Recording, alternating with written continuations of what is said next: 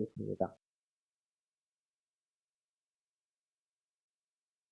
사무엘상 16장 1절에서 13절 말씀 한 절씩 교독하겠습니다. 여호와께서 사무엘에게 이르시되 내가 이미 사울을 버려 이스라엘 왕이 되지 못하게 하였거늘 내가 그를 위하여 언제까지 슬퍼하겠느냐. 너는 뿔에 기름을 채워 가지고 가라. 내가 너를 베들레헴 사람 이새에게로 보내리니 이는 내가 그의 아들 중에서 한 왕을 보았느니라 하시는지라.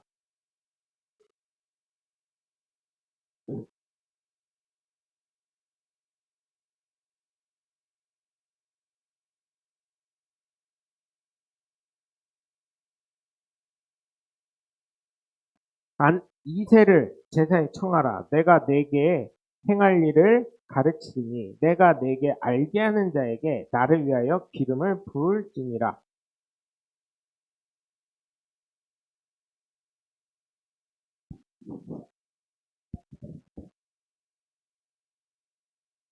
이르되 평강을 위함이니이다. 내가 여호와께 제사하러 왔으니 스스로 성결하게 하고 와서 나와 함께 제사하자 하고 이새와 그의 아들들을 성결하게 하고 제사에 청하니라.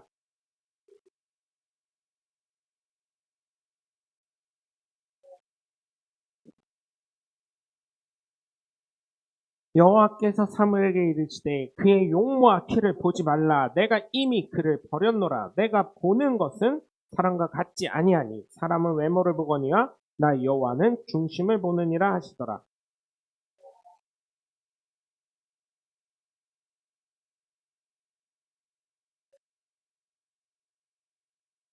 이새가 산마로 지나가게 하매 사무엘이 이르되 이도 여호와께서 택하지 아니하셨느니라 하니라.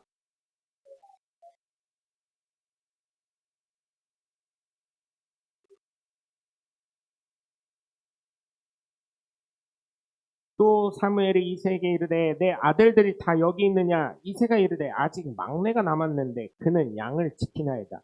사무엘이 이새에게 이르되 사람을 보내어 그를 데려오라. 그가 여기 오기까지는 우리가 식사자리에 앉지 아니하겠노라.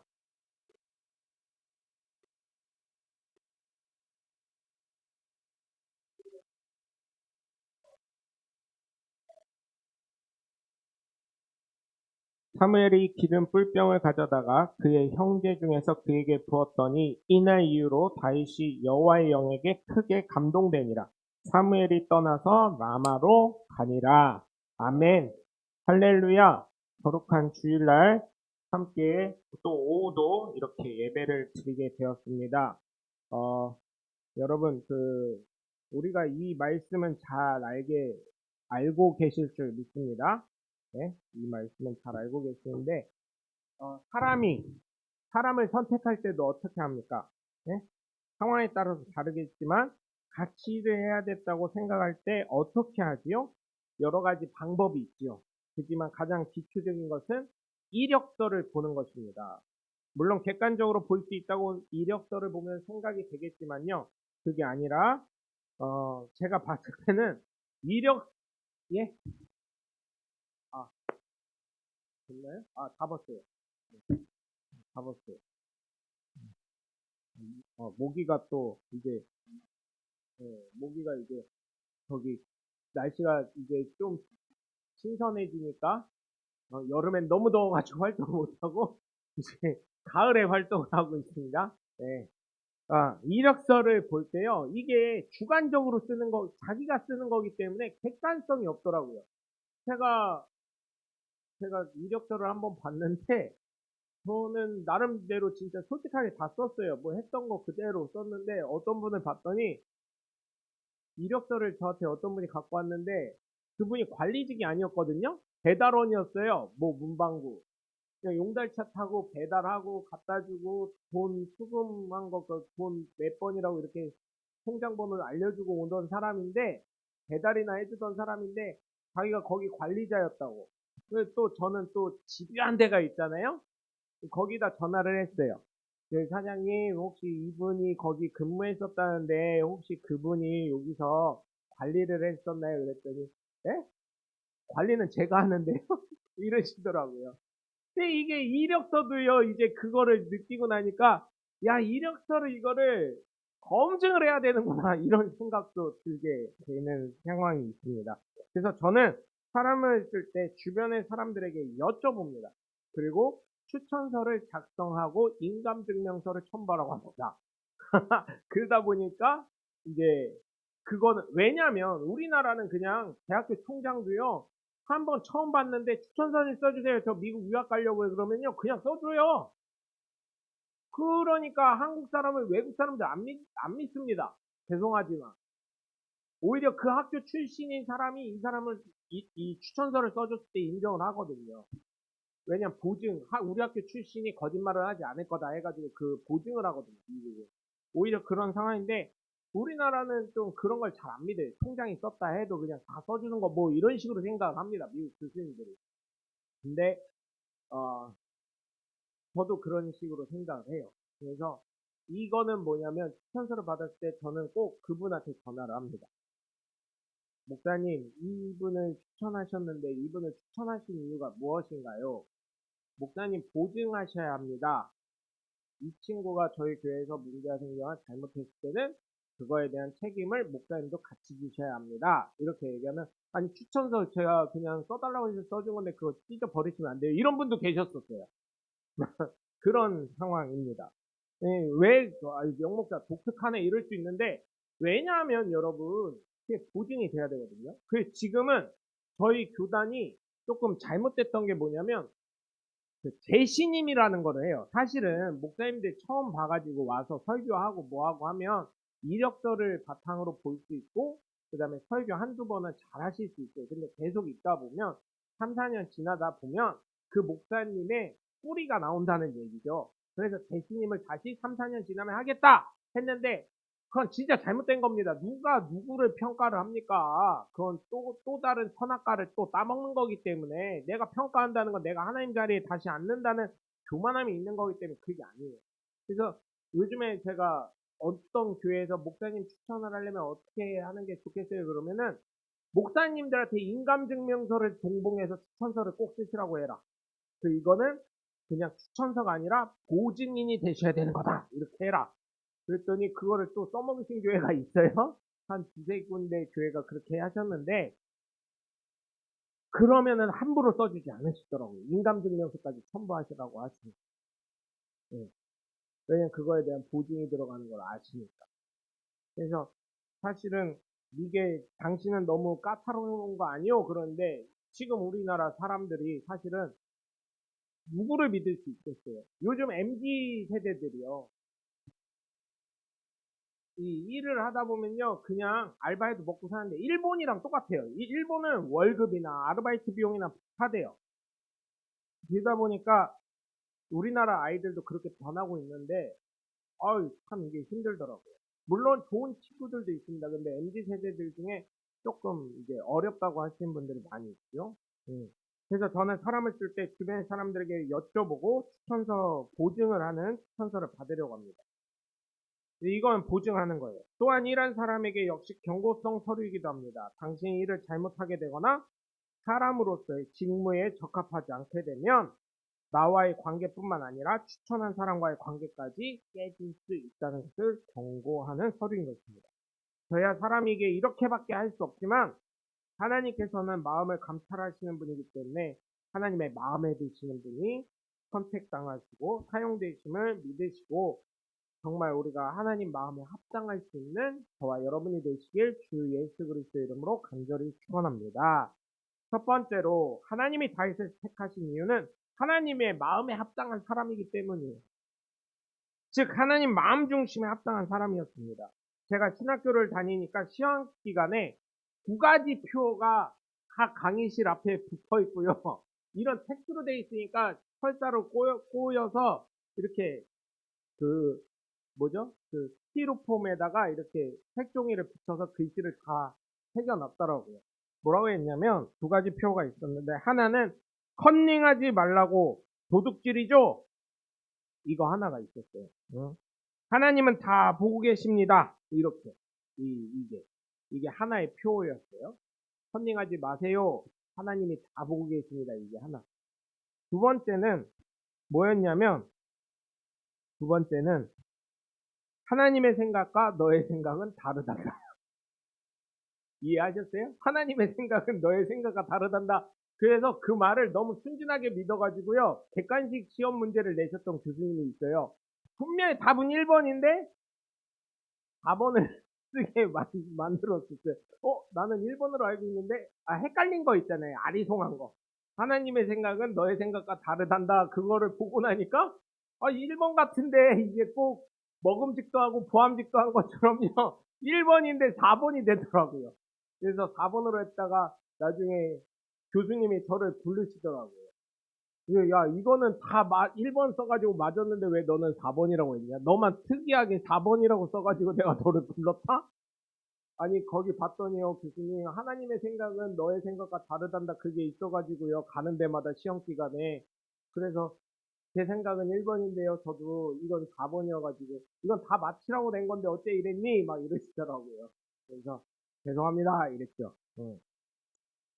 여러분, 이렇게 했었습니다. 이 두 가지 표현이 각 층마다 각 그 수강실마다 있었습니다. 이세는 막내다 있은 생각도 없었어요. 사람의 생각으로 막내는 그냥 에휴 내가 데리고 살아야지 뭐 이런 생각이 있지 않았을까 그런 생각도 했습니다. 그래서 양을 치게 합니다. 그러나 오늘 하나님은 모든 자녀를 지나치시고 막내인 다윗을 불러오게 하십니다. 왜냐하면 그는 하나님 마음에 합한 자였기 때문입니다. 하나님의 마음에 합하려면 어때야 되겠습니까? 나는 아니야. 나는 힘들어 하시겠지만 아닙니다.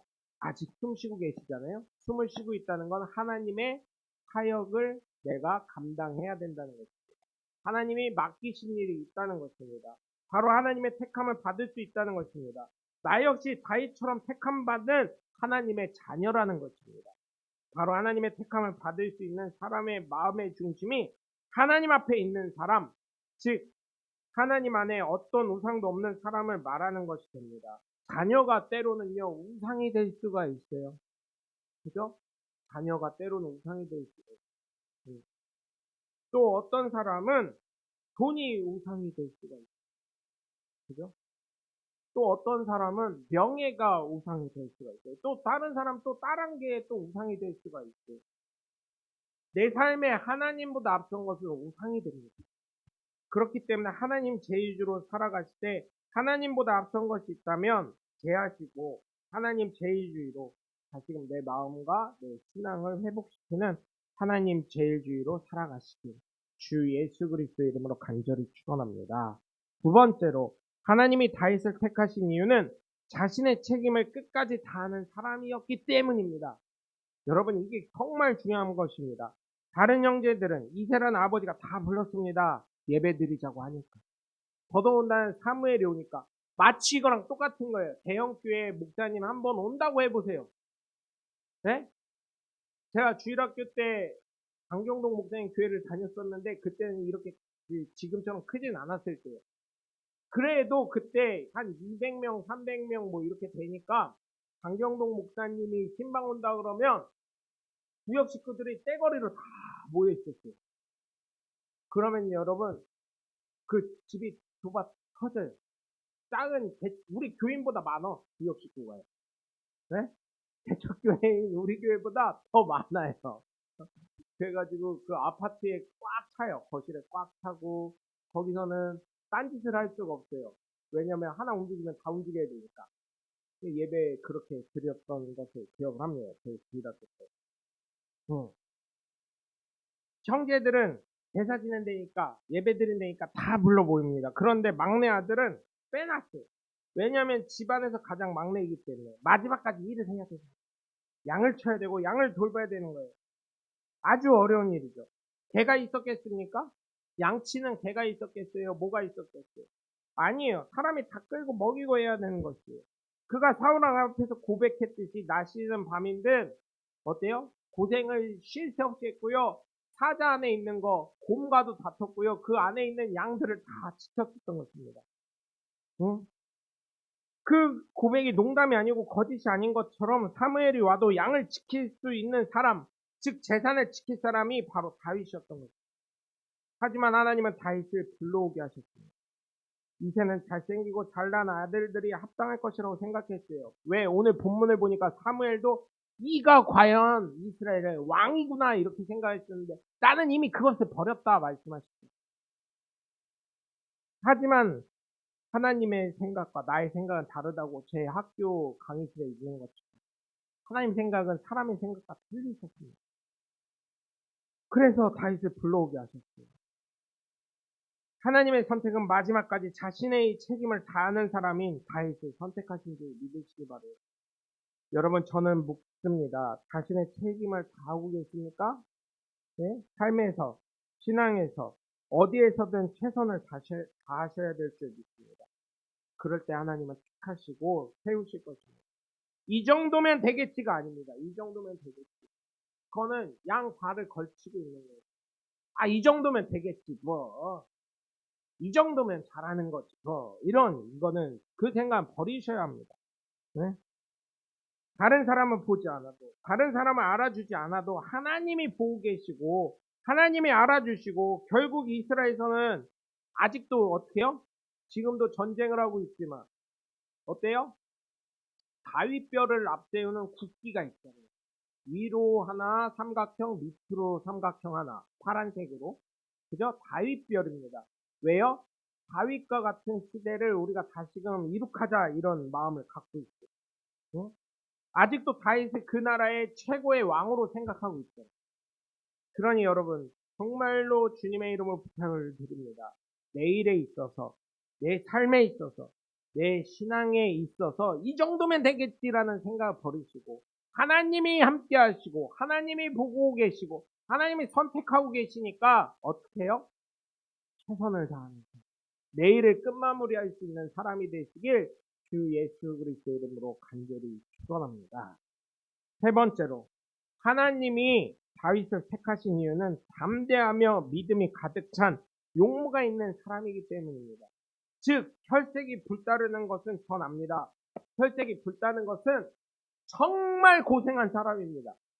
저희 돌아가신 아버지를 자꾸 얘기해서 죄송한데 저희 돌아가신 아버지는요 꼭 여기 가슴팍 하나를 꼭 단추를 열고 있어서 부위 약간 필기체 부위처럼 이렇게 돼 있었어요. 목도 그렇고요 얼굴도 그렇고요 요 부위 라인까지는 빨갰습니다. 하다못해 검게 타고 하다못해 여기는 이제 빨갛게 변했어요. 왜요? 이게 도로 포장하고 토목공사 현장에 매일 있다 보니까 어때요? 삽질하고 이러다 보니까 허자식 매겨 살린다고 그러다 보니까 어때요? 여기가 처음에 시커멓게 됐다가 타다 못해서 빨갛게 변해있어요. 그래서 저희 집사람이 처음에 시집 와가지고 이렇게 아버지는 왜 저게 빨개? 예, 타다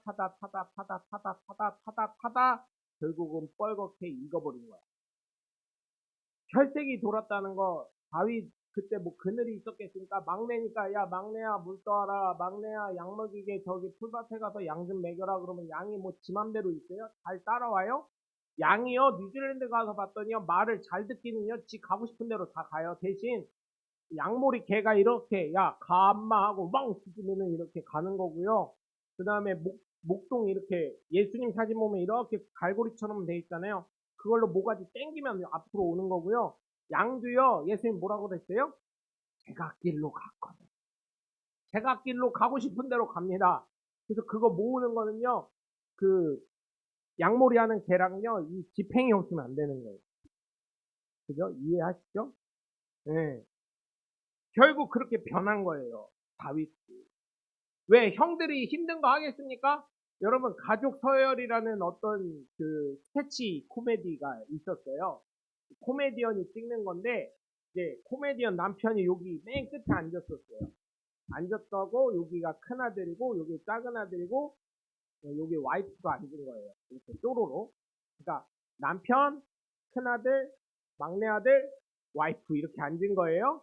그랬더니 아빠가 아들 물 좀 떠와 이렇게 얘기를 했어요. 그랬더니 큰아들이 어떻게 해요? 막내한테 야 물 이러니까 막내가 또 누구한테 얘기해요? 엄마한테 엄마 나 물 좀 그랬더니 와이프가 뭐라 그래요? 남편한테 아 애 물 좀 목마르대 물 빨리 떠! 이랬더니 남편이 알았어 하고 남편이 떠갖고 와이프를 갖다 줍니다. 와이프 갖다 주니까 어떻게 돼요? 막내를 줘요. 막내가 또 형을 주고 형이 아빠를 다시 주는 거예요. 그 다윗이 어땠겠어요? 이 남편과 같은 역할이었던 거예요. 그러니까 시키지도 못하고 당연히 무조건 당하는 그런 느낌. 그러니까 다윗은 어떻게나 예? 어렵고 힘든 거는 도맡아서 했습니다. 저는 용모가 불다라는 말에 이해를 했어요. 또 눈에 대해서도 이야기하는데 여러분 뭐라 그래요? 눈이 밝다라 그럽니다. 눈이 예? 12절에 보면 눈이 빼어나다 그랬어요. 눈이 빼어나다. 총총하다는 게 총명스럽게 눈이 밝다라는 얘기예요. 여러분 썩은 동태 눈깔처럼 흐리멍텅하면 어때요? 그 동태 삽니까 안 삽니까?